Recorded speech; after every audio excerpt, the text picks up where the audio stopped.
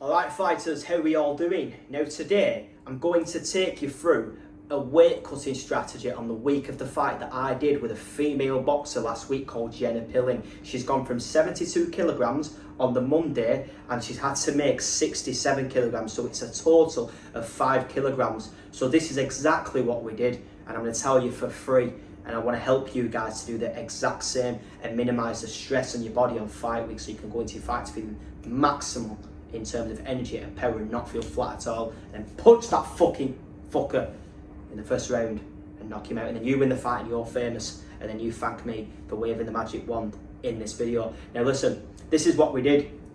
So we had to establish, right, how much weight she's got to lose at the start of the week. So we did that step, 5 kilograms. Then what we've done is we've used a couple of different rapid weight loss strategies. So the goal here isn't actually to lose body fat. The goal is to bring that total body water down, manipulate certain parts of your diet and dehydrate you a little bit, and then bring you back to your normal body weight. This is what we're trying to do. So what we did initially at first is we started off by changing the diet on Monday. We lowered the fibre content in the diet to 10 grams daily net intake. So that's to lower any undigested food within the digestive tract, so you weigh less.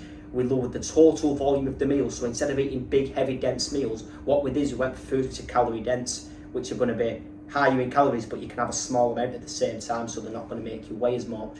Okay, what we also did is we used a water loading method. So what we did is we went for 100 millilitres per kilogram. It worked out to around 7.2 litres. We did that Monday, Tuesday and Wednesday, and then the final day, the Thursday, we restrict the fluid to 15 ml per kilogram, which was around a litre. Okay, so what we did is we used them strategies, and then the other strategy that we did, we lowered the sodium content to 500 milligrams on the Wednesday. A lot of fighters will make the mistake in taking the salt and sodium out too early, and the reason why this is a problem is that it can cause muscle cramps, and it's not what you want to be doing. So we did this, and what we've made sure to do is keep it light throughout the week. We trained a little bit with a sweatsuit and sauna on, but only light sessions, like, you know, touches on the pads, and just keeping everything active, keeping the body moving so that weight's coming down. But what we did is, on the actual morning of weighing, we did the weight cut at this stage. So we actually used a hot bath method. We used the hot bath and we used a temperature probe to make sure that we're 2 to 3 degrees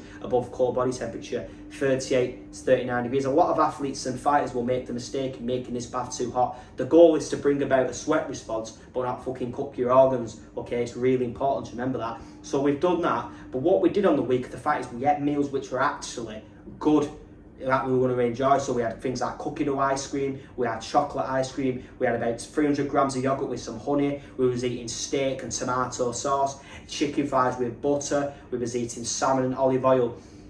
These kind of meals are low in volume, but you can still have a high amount of calories. The main thing is understanding that we have to keep this diet what we call a low residue and low volume diet. If we do that, we keep the water load alongside and we keep it sweating, and then we leave that actual weight cut to the morning of weight, you're going to feel absolutely fantastic in your next fight, and there's going to be no issues when it comes to energy in your fight, as long as you do this refueling and rehydration process correctly. But listen guys, thank you so much for taking your time to watch this video, and I hope you can take away this information to have an easier weight cut for your next fight. If you do like this information, please subscribe for more nutrition and diet tips for combat sports just like this one.